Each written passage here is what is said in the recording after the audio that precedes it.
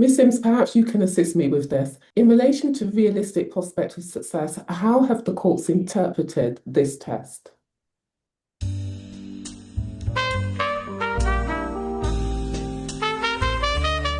We've all experienced this, or at least seen this in court. You're asked a question by the judge, you don't know the answer to the question, and you freeze. Your opponent says something, and you're invited to respond. You don't know what to say, you freeze. You cross-examine the witness says something unexpected, you don't know how to follow up, and you freeze. This video is about how to handle those moments and how to think on your feet. We'll look at what's happening in your brain, why you freeze, and I'll give you some practical tips on how you can think on your feet and not freeze in court. So let's look at what thinking on your feet actually means. It means having the ability to respond to the unexpected or the unanticipated in real time with little time to prepare. I also want to say that thinking on your feet doesn't come naturally to most people. It's something, though, that can be trained. We can all be trained to be able to think on our feet, to be able to react to the unexpected. And so there are some tips that I am going to give you, as I said, later on in this video. But for those of you who are not yet qualified as advocates, there are things that you can do to train yourself to think on your feet. And some of the things you can do include debating and mooting and any form of public speaking where you are going to be asked questions and expected to respond. So if you're not yet qualified as an advocate, those are the things that you should be doing to train yourself to think on your feet.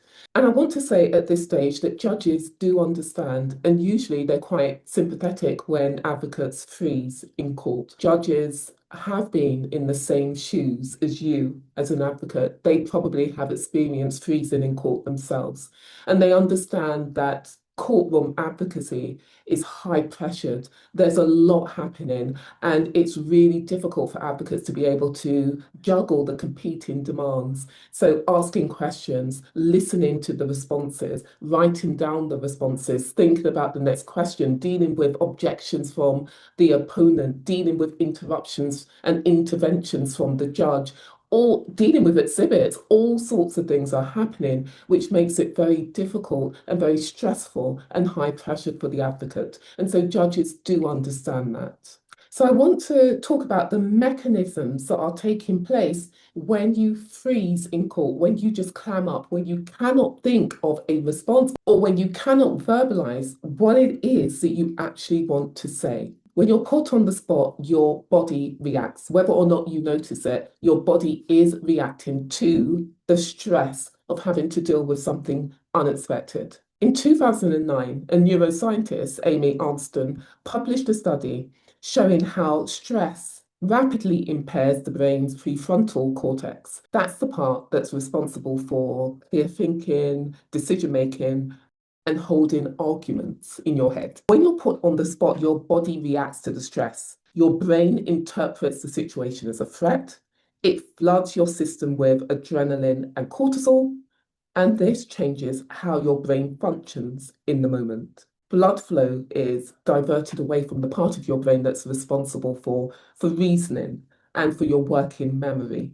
And that's the part that you need to be able to think clearly. So when you go blank, when you freeze, it's not necessarily because you don't actually know the answer to the question, it's because you cannot access the information, or you simply can't find the words to verbalize what it is that you want to say.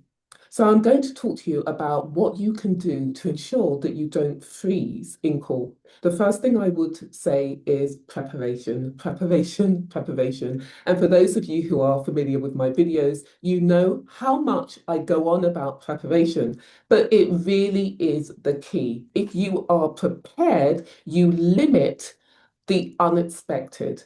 If you are fully prepared, you know what you're going to say, you know what you're going to ask, you anticipate the questions from the judge, you anticipate your opponent's argument, you know the weaknesses in your own case and therefore the questions that the judge is likely to ask you, you limit the possibility of being presented with an unexpected question from the judge or an unexpected answer from the witness or an unexpected argument from your opponent. So preparation, and I just want to be really clear about the preparation that I'm talking about.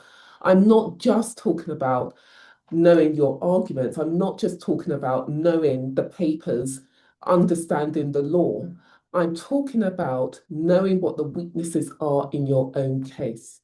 Because I can guarantee you that if you are making an application or a motion before the judge is going to be questioning you on the weaknesses on your own case. Work out the weaknesses, work out the questions you're likely to be asked, and be prepared to answer those questions. The other way that you can prepare is to also think about the questions that you do not want the judge to ask. What are the questions you don't want the judge to ask you? And then work out your responses to those questions. Also, work out or at least ensure that you fully understand the legal test and the judge's jurisdiction. So if you're making an application or a motion, the judge most likely will want to be sure that the judge has jurisdiction to grant your application or motion, and the judge will also want to know what the legal test is that needs to be satisfied. So again, make sure you're on top of those things. Make sure that you are able to respond to any questions the judge might have on those areas. I would also suggest that you anticipate your opponent's likely arguments, again, so that you are not taken by surprise by anything that your opponent says and that the judge invites you to respond to. In a moment, I'm going to discuss how we can actually train ourselves to think on our feet. We all have the ability to think on our feet. It just needs to be trained. It's a skill, and like any skill, it needs to be trained and developed. I think it's important to mention that you cannot train yourself to deal with every eventuality, every unexpected thing that happens in the courtroom. The courtroom is dynamic. Unexpected things happen all the time, things that are outside of your control, and things that really you can't do anything about. For example, when I was practicing, I had a client who I was questioning in chief, and in the middle of the questioning, he just passed out, and an ambulance had to be called, and that was the end of the proceedings for the day. We had to adjourn and come back when he was well enough to resume the trial. Um, I've seen defendants in the dock behind me fighting. I've had clients shouting and swearing at the judge. I've had clients shouting and swearing at my opponent. God, I've had a client jump over my head and out of the courtroom and try to abscond. So many things happen in the courtroom that you just cannot always anticipate, but you can train yourself to act with composure in the moment and to not panic. Practical tips that you can use in the courtroom when something unexpected happens. Firstly, pause. If you receive a question that you don't know the answer to, simply pause to gather your thoughts and to just calm down, breathe, to try to access the information or to at least access words that will allow you to answer the question. So pause. Now, don't leave the judge hanging. If the judge has asked you a question, then say to the judge, "May I have a moment, Your Honour?" And the judge will be happy to give you a moment to gather your thoughts. So that's the first thing, pause. And the same with an unexpected response from the witness.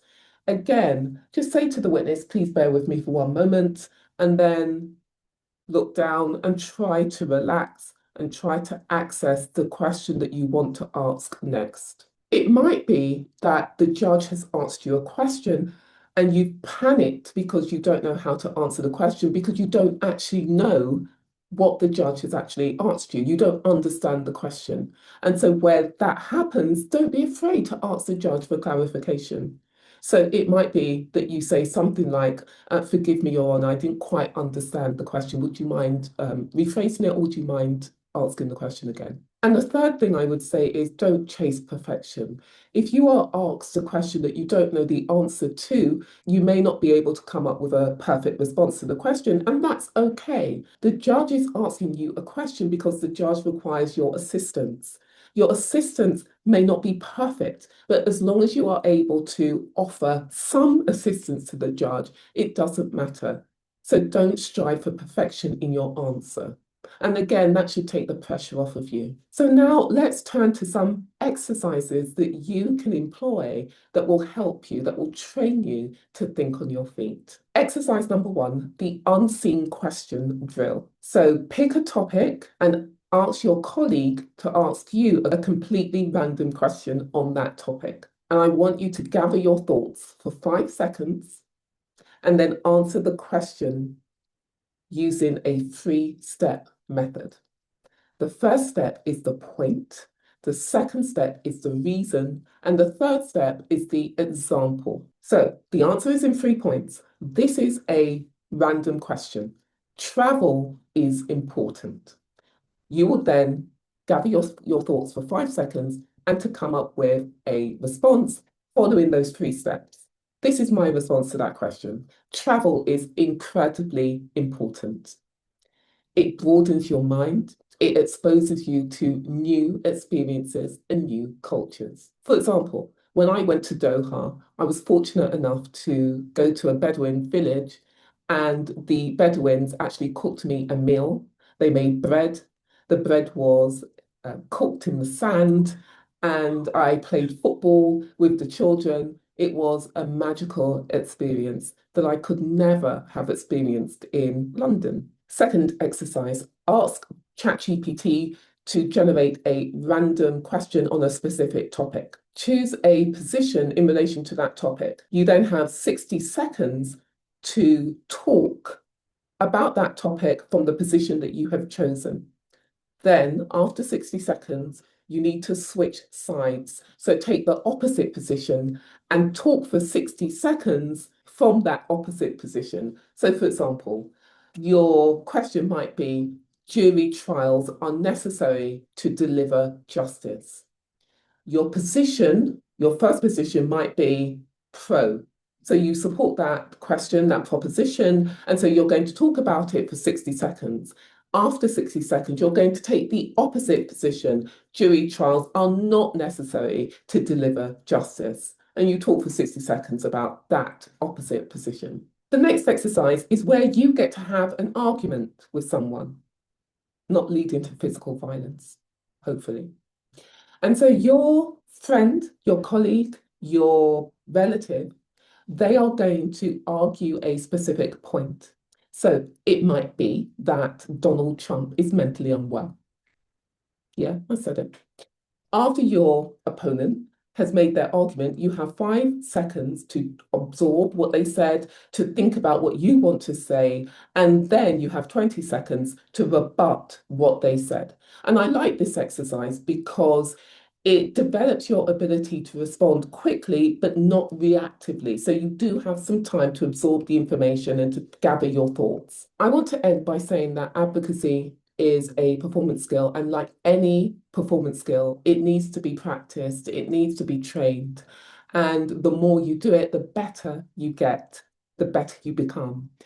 So in order to avoid freezing in court, take on board the tips and the tricks that I've given you. And remember that you are not alone. We've all been there. It happens to the best of us, but there are techniques that you can use to ensure that you do remain composed under pressure. You will develop the ability to think on your feet if you're not quite there yet. If you want to improve your advocacy skills and to learn more techniques, strategies, and tips, then consider joining the waitlist for my advocacy membership. You'll see the link in the comments section below this video. See you in the next one.